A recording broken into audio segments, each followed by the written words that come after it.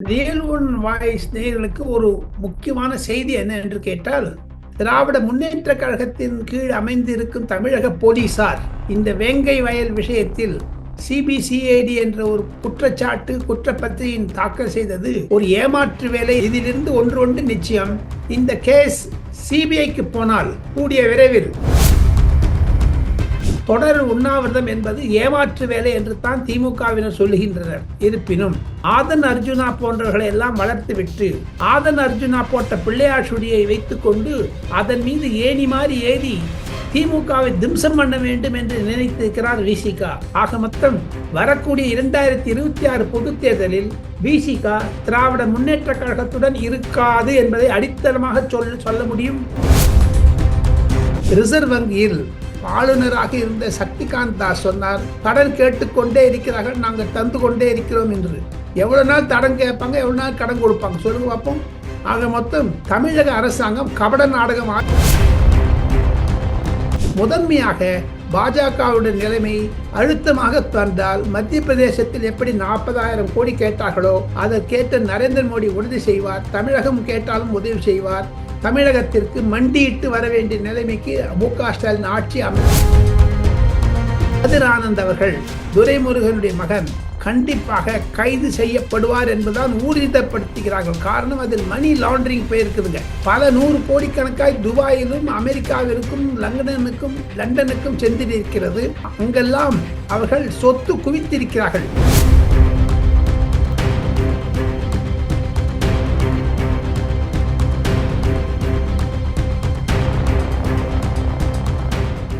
Real one voice நேயர்களுக்கு நண்பர்களுக்கு வணக்கம். தொடர்ச்சியாக பல்வேறு முக்கியமான தகவல்களை டெல்லியிலிருந்து கொடுத்து கொண்டிருக்கும் மூத்த பத்திரிகையாளர் டெல்லி ராஜகோபாலன் சார் நம்முடைய இருக்கிறார். வணக்கம் சார். நமஸ்காரம். நமஸ்காரம் சார். சிவா, தங்களுடைய பெயர் சிவா. தென்னாடுடைய சிவனே போற்றி, எந்நாட்டுக்கும் இறைவா போற்றி என்று ஒரு போற்றி சொல்லி கந்த சஷ்டி மற்றும் திருப்பாவை, திருவம்பாவை மற்றும் திருப்புகழ் போன்றவைகளெல்லாம் மனதில் கூறி தாங்கள் கேள்வி கேட்க வேண்டியது, நான் பதில் சொல்ல வேண்டியது. இந்த வீடியோ என்பது விறுவிறுப்பாக இருக்க போகிறது.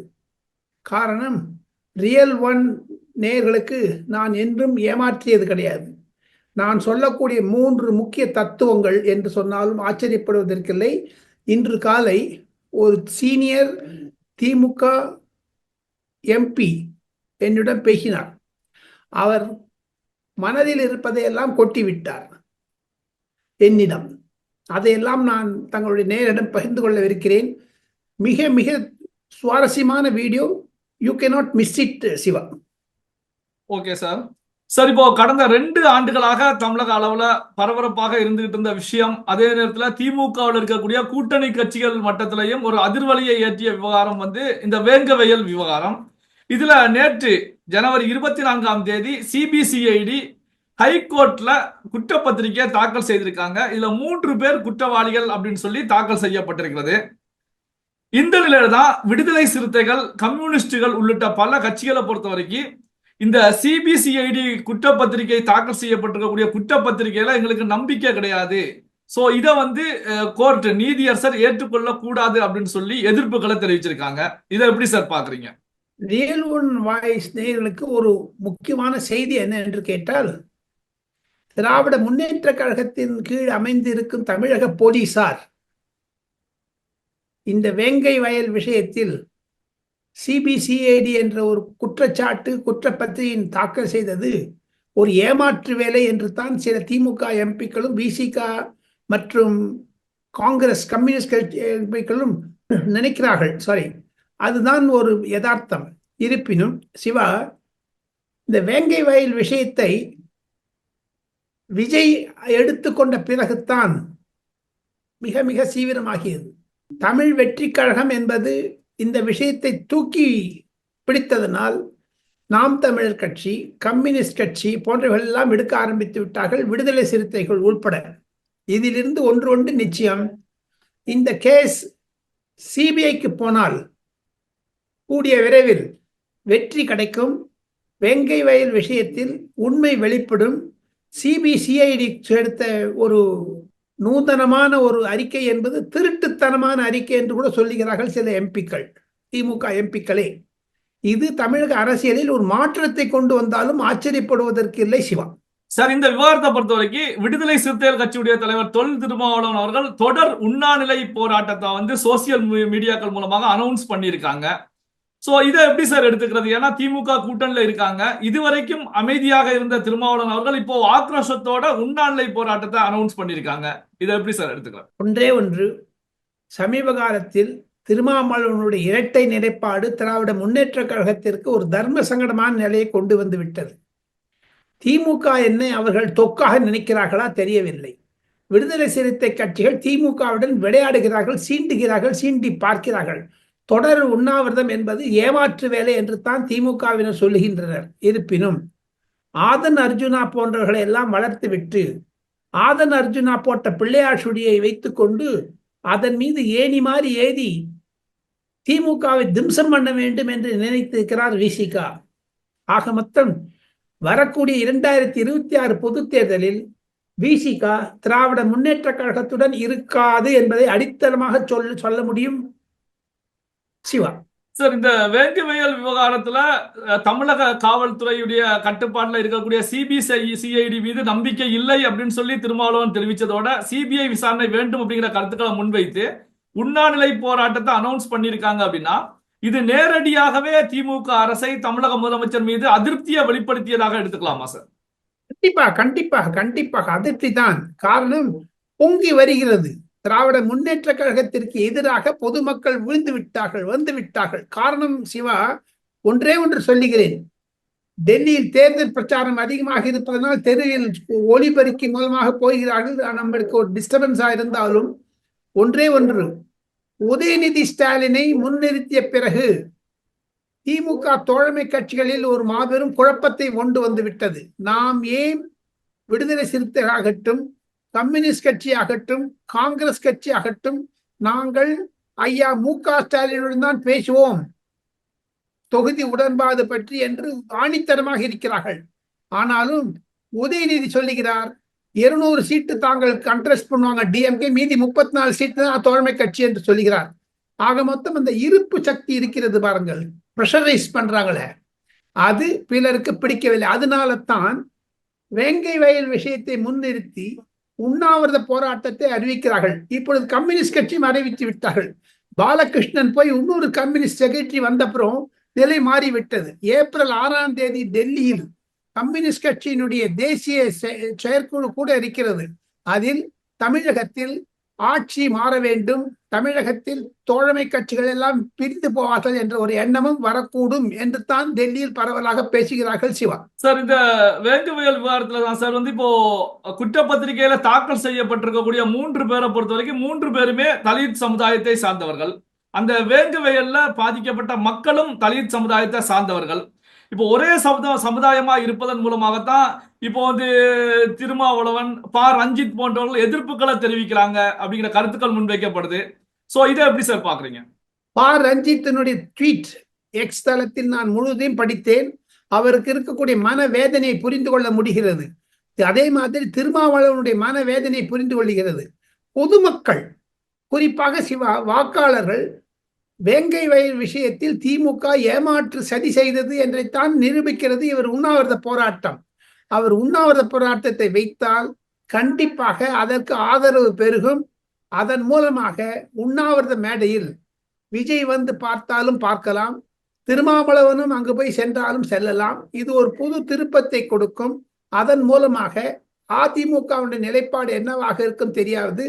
எது இருப்பினும் இதெல்லாம் ஒன்று வைத்து பார்த்தால் திமுகவினுடைய தோழமை கட்சிகள் திமுக மீது அழுத்தம் தர ஆரம்பித்து விட்டது என்பதைத்தான் குறிக்கிறது.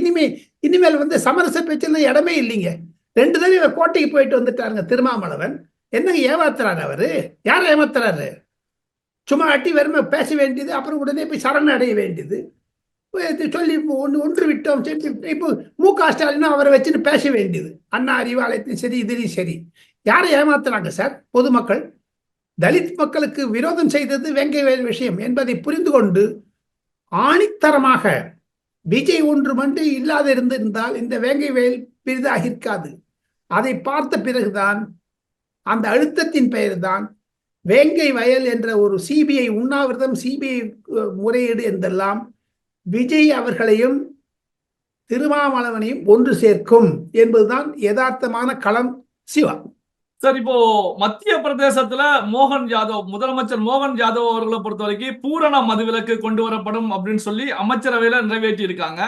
ஒரு சில முக்கியமான நகரங்கள்ல வந்து இந்த மதுவிலக்கு இமிடியேட்டா கொண்டு வருவதற்கான வேலைகள்லயும் ஈடுபட்டு இருக்காங்க முதல் கட்டமாக. ஆனா தமிழ்நாட்டை பொறுத்த வரைக்கும், திராவிட கட்சிகளை பொறுத்த வரைக்கும் தேர்தல் சமயங்கள்ல மதுவிலக்கு அப்படிங்கிற வாக்குறுதிகளை கொடுக்குறாங்க. ஆனால் ஆட்சியில் அமர்ந்த பிறகு மதுக்கடைகளுடைய எண்ணிக்கை தான் அதிகரிக்கப்படுகிறது. தீபாவளி, பொங்கல் போன்ற சமயங்கள்ல வருமானம் வந்து இத்தனை கோடிகள் அப்படின்னு சொல்லி டார்கெட் பிக்ஸ் பண்றாங்க. இது ரெண்டையும் எப்படி சார் பாக்குறீங்க? அங்கு பாஜக ஆட்சி நடக்கிறது மத்திய பிரதேசத்துல, தமிழ்நாட்டுல திமுக ஆட்சி நடக்கிறது, எப்படி சார் பாக்குறது? சிவா, ஒன்னே ஒன்று சொல்றேன். மத்திய பிரதேசத்தில் பாஜக ஆட்சிக்கு வருவதற்கு காரணமாக இருந்தது உதயநிதி ஸ்டாலின். காரணம் தெரியுமா உங்களுக்கு?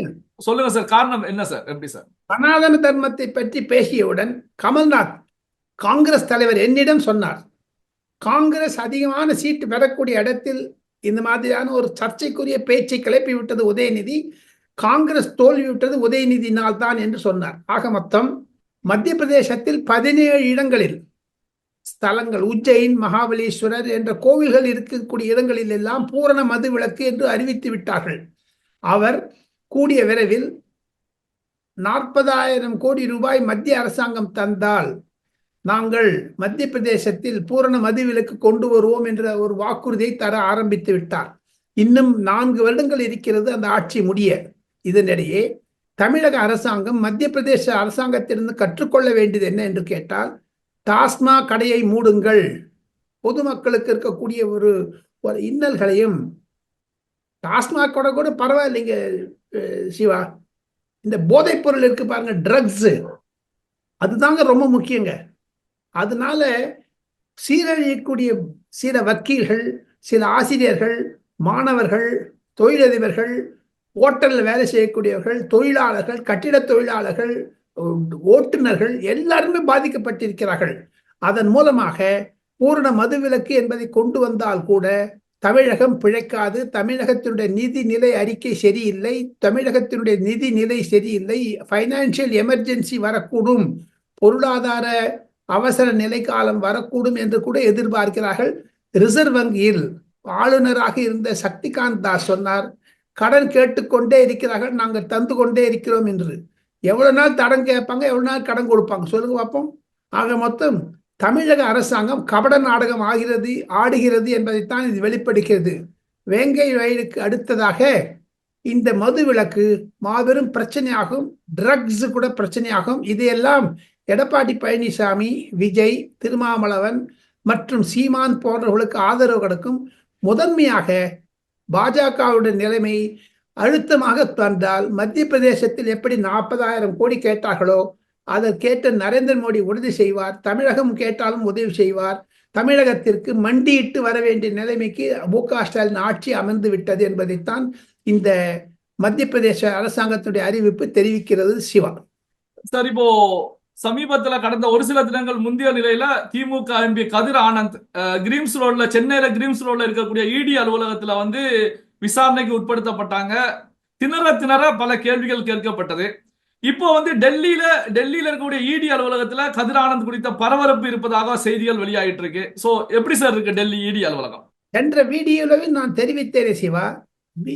குறிப்பாக கதிர் ஆனந்த் அவர்கள் துரைமுருகனுடைய மகன் கண்டிப்பாக கைது செய்யப்படுவார் என்பதுதான் ஊர்ஜிதப்படுத்துகிறார்கள். காரணம், அதில் மணி லாண்டரிங் போயிருக்குதுங்க. பல 100 கோடிக்கணக்காய் துபாயிலும் அமெரிக்காவிற்கும் லண்டனுக்கும் சென்றிருக்கிறது. அங்கெல்லாம் அவர்கள் சொத்து குவித்திருக்கிறார்கள் என்பதுதான் யதார்த்தம். அதை வைத்து பார்த்தால் கதிர் ஆனந்த் திணற இன்று காலை பல செய்தி பத்திரிகை கூட செய்தியை கண்டேன். இது கூடிய விரைவில் ஒரு முக்கியமான திருப்பத்தை கொண்டு வந்து விடும் என்பதுதான் பலருடைய கருத்து. சிவா, ஓகே சார், பல்வேறு முக்கியமான தகவல்களை நம்முடைய வாசகரோடு பகிர்ந்து கொண்டதற்கு நன்றி சார். நன்றி.